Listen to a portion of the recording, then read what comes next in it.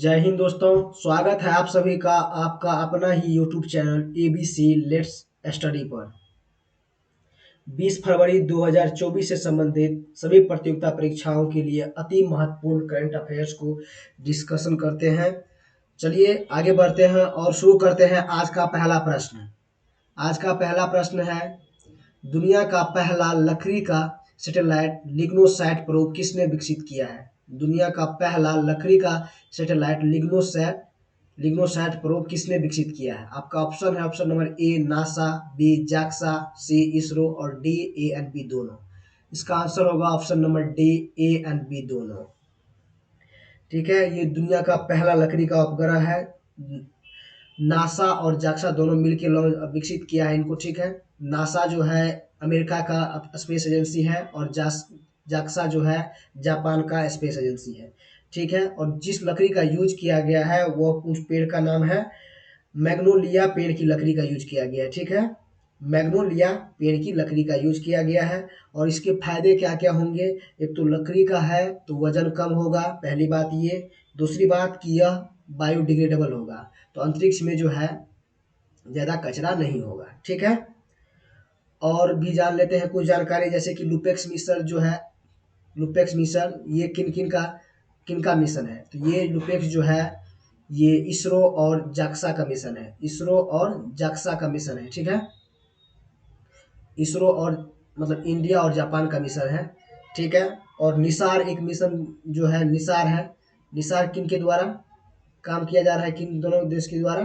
तो ये जो है ये भी इंडिया का इसरो और यूएसए का नासा जो है इस पे काम कर रहा है। ठीक है, नासा। ठीक है, और इनसैट उपग्रह जो अभी हाल ही में लॉन्च किया गया है, किस रॉकेट से लॉन्च किया गया है? तो ये लॉन्च किया गया है GSLV F-14 से लॉन्च किया गया है। ठीक है, वृक्षों की आयु ज्ञात करने को क्या कहते हैं? वृक्षों की जो आयु ज्ञात की जाती है उसे क्या कहते हैं? डेंटोक्रोनोलॉजी कहते हैं। ठीक है, डेंटोक्रोनोलॉजी कहते हैं। चलिए आगे बढ़ते हैं आज का दूसरा प्रश्न की ओर। दूसरा प्रश्न है, हाल ही में प्रवासी प्रजाति संरक्षण सम्मेलन CMS COP14 कहाँ आयोजित हुआ है? हाल ही में प्रवासी प्रजाति संरक्षण सम्मेलन CMS COP14 कहाँ आयोजित हुआ है? आपका ऑप्शन है, option number A Uzbekistan, B Bharat, C Germany और डी पोलैंड।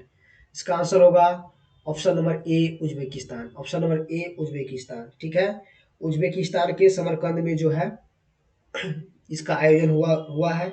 इस बार नारा क्या था इसका? तो नारा था प्रकृति कोई सीमा नहीं जानती। ठीक है, प्रकृति जो है कोई सीमा नहीं जानती है, यही इसका नारा था।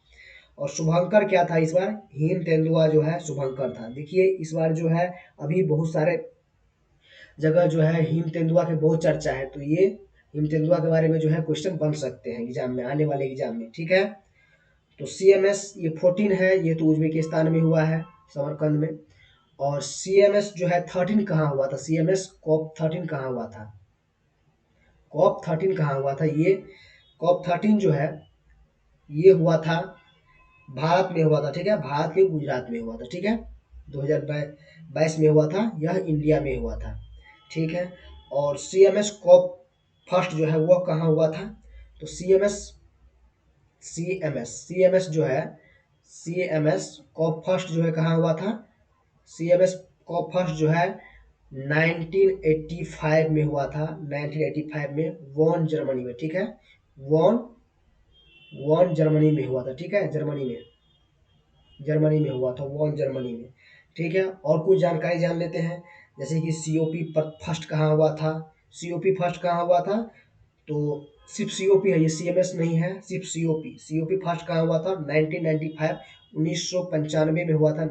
1995 में बर्लिन में हुआ था। ठीक है, जर्मनी के बर्लिन में हुआ था कॉप फर्स्ट। ठीक है, अब कॉप 27 कहाँ हुआ था? COP 27 अभी कहाँ हुआ था? पहले अभी शर्म अल शेख, मिस्र के शर्म अल शेख में हुआ था COP 27। COP 28 कहाँ हुआ है? अभी जो है UAE में हुआ है COP 28। ठीक है, COP 8 कहाँ हुआ था? COP 8 जो है 2002 में भारत में हुआ था। COP 8 जो है 2002 में भारत में हुआ था। COP 15 कहाँ हुआ था? तो COP 15 ये महत्वपूर्ण है। COP 15 जो है कहाँ हुआ था? तो ये हुआ था मॉन्ट्रियल कनाडा में, ठीक है, मॉन्ट्रियल कनाडा में हुआ था। कनाडा में जैव विविधता से संबंधित है, ठीक है।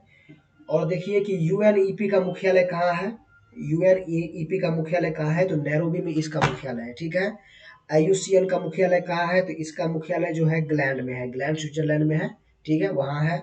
और WWF का भी जो है मुख्यालय ग्लैंड में ही है, ठीक है। आगे बढ़ते हैं आज का तीसरा प्रश्न की ओर। तीसरा प्रश्न है, हाल ही में क्वाड बिल किसने पारित किया है, हाल ही में क्वाड बिल किसने पारित किया? आपका ऑप्शन है, option number A Bharat, B USA, C Japan और डी ऑस्ट्रेलिया। इसका आंसर होगा option number B USA, option number B USA, ठीक है। सबसे पहले ये जानते हैं कि इस क्वाड में जो है देश कौन कौन सी है। तो इसमें जो है देश, पहला देश जो है इंडिया है, उसके बाद जो है जापान है, उसके बाद जो है ये ऑस्ट्रेलिया है, उसके बाद जो है यूएसए यानी कि अमेरिका है, ठीक है। ये चारों को मिला के जो है क्वाड देश, क्वाड बनाया है, क्वाड संगठन, ठीक है। इन लोगों का एक सामूहिक जो है अभ्यास होता है जिसका नाम है मालाबार अभ्यास, ठीक है। पहली बार जो यहाँ से विदेश में हुआ है, कहाँ हुआ है इस बार जो है ऑस्ट्रेलिया में हुआ था, ठीक है। यूएसए के प्रतिनिधि सभा जो है यह बिल अभी पास किया है, क्वाड बिल, यूएसए की प्रतिनिधि सभा, ठीक है।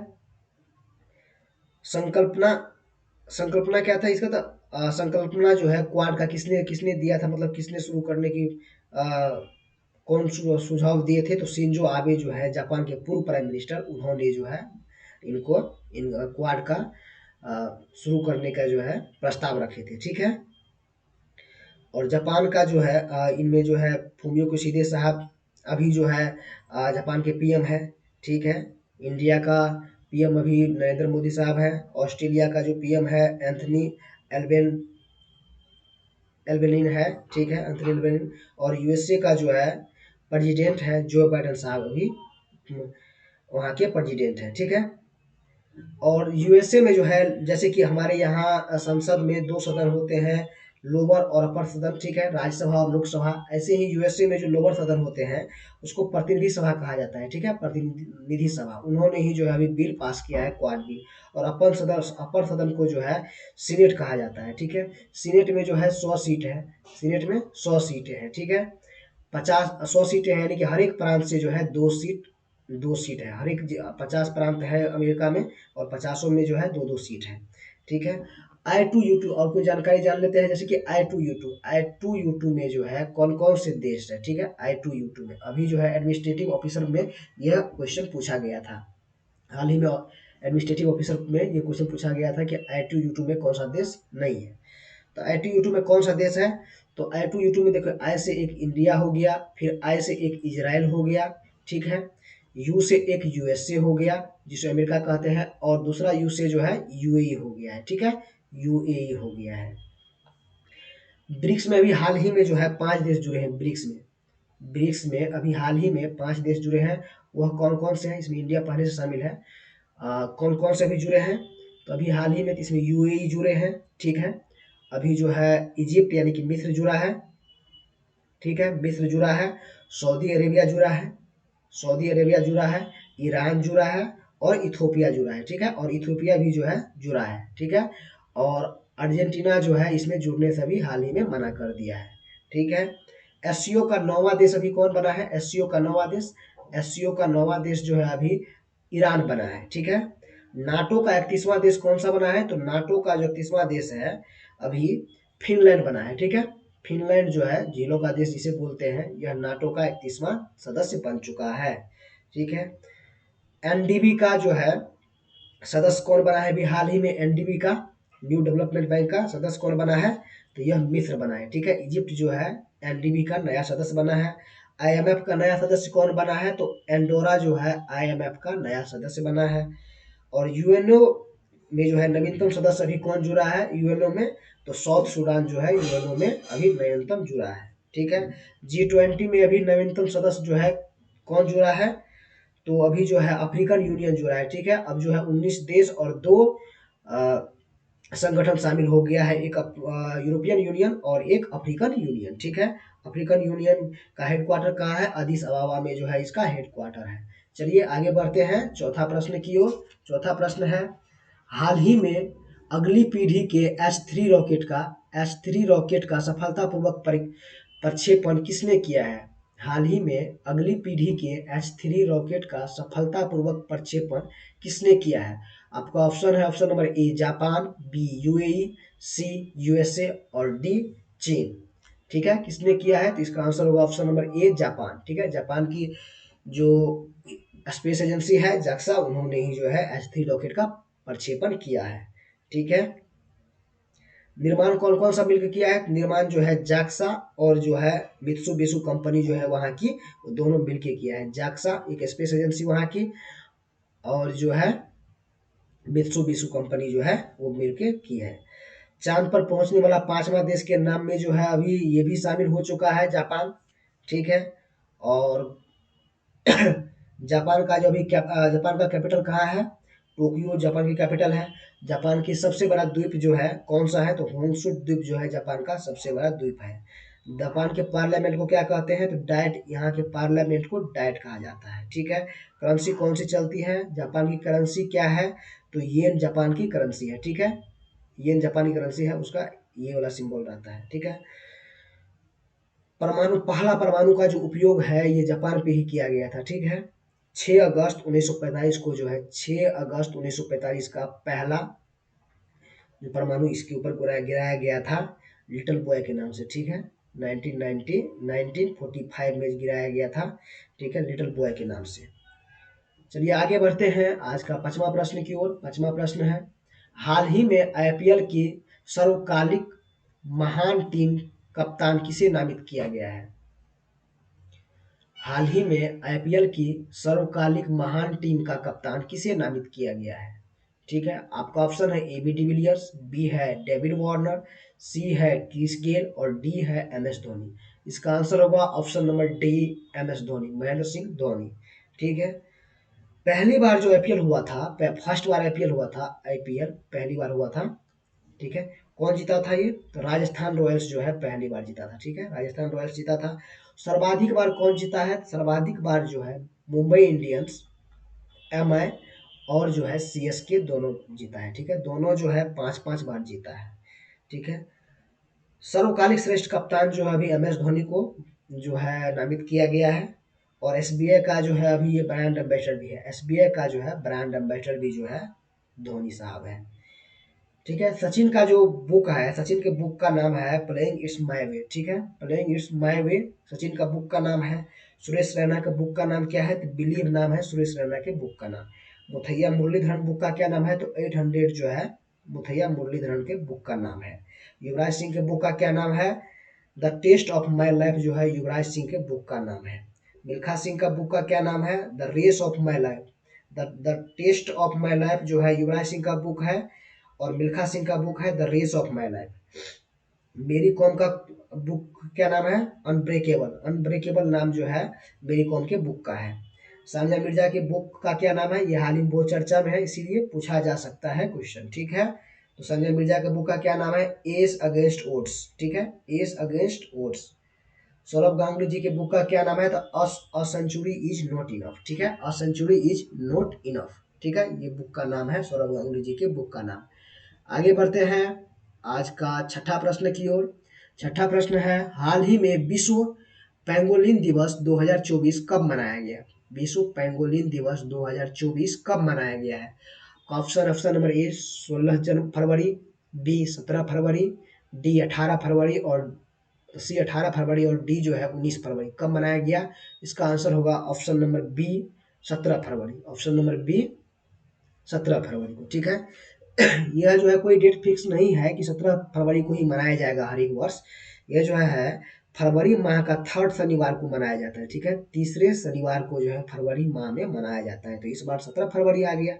ठीक है, तो मनाया गया। विश्व में जो है सर्वाधिक तस्करी वाला जानवर यही है, पेंगोलिन जो है विश्व में सर्वाधिक तस्करी वाला जानवर है।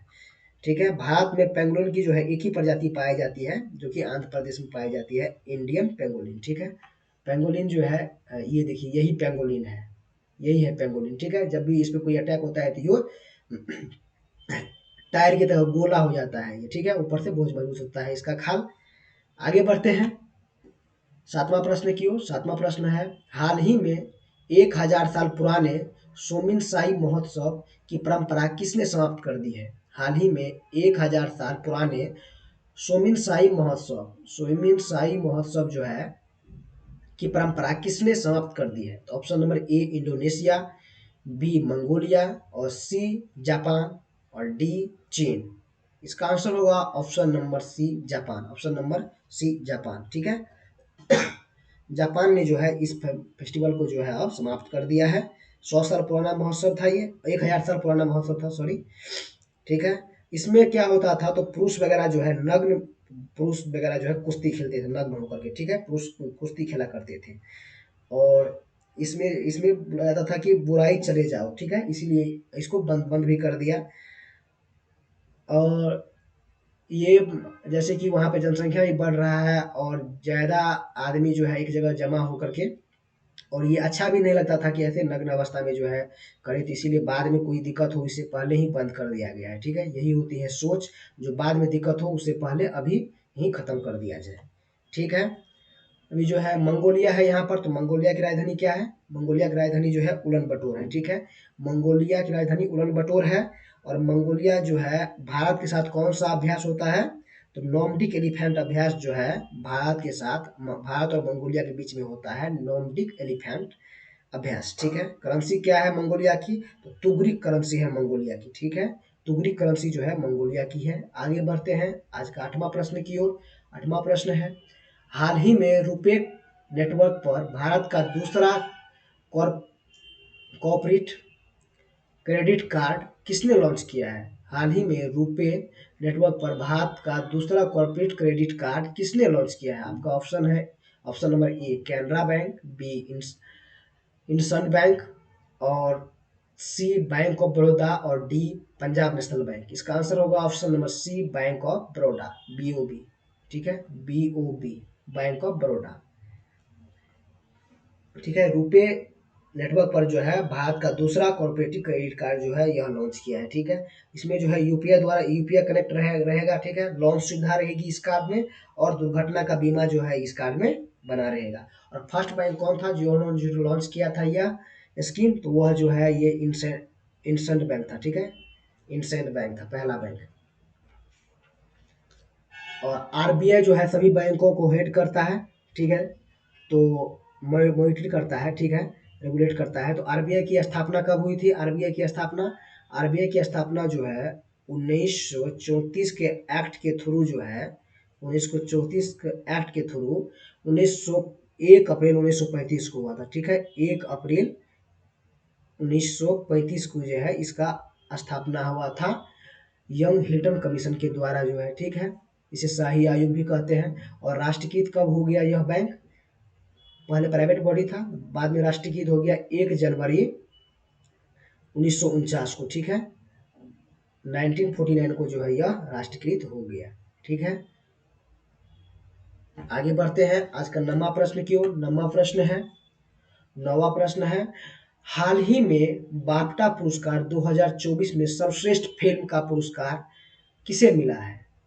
ठीक है, हाल ही में बाफ्टा पुरस्कार 2024 में सर्वश्रेष्ठ फिल्म का पुरस्कार किसे मिला है? आपका ऑप्शन है, option number A poor things, B Oppenheimer और सी द होल्डओवर्स और डी 20 डेज इन मारियुपोल। तो इसका आंसर होगा option number B Oppenheimer. Option number B Oppenheimer. ठीक है, ये बाफ्टा पुरस्कार जो है यह कहाँ होता है? तो यूके के लंदन में प्रदान किया जाता है। ठीक है, बाफ्टा, BAFT, बाफ्टा पुरस्कार जो है यूके के लंदन में दिया जाता है। इस बार जो इसका 77th क्रम का था। ठीक है, 77th क्रम का था, 77th क्रम का था इस बार। बेस्ट फिल्म जो है, बेस्ट फिल्म इस बार ओपनहाइमर को मिला है।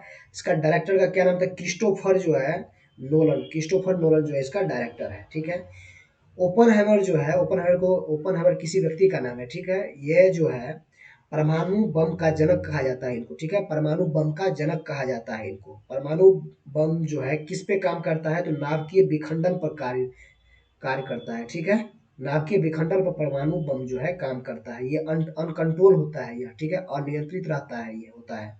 हाइड्रोजन बम किस पे काम करता है और कौन खोजे हैं इनको, तो नाभिकीय संलयन पे काम करता है। ये जो है नाभिकीय विखंडन पे काम करता है, ओपन मतलब परमाणु बम, और जो हाइड्रोजन बम जो है नाभिकीय संलयन पे काम करता है। ठीक है, एडवर्ड टेलर ने जो है इनकी खोज की थी। सूर्य का जो एनर्जी है वो जो है हाइड्रोजन से हीलियम में जो जा होता है, हाइड्रोजन से हीलियम के फॉर्म में होता है।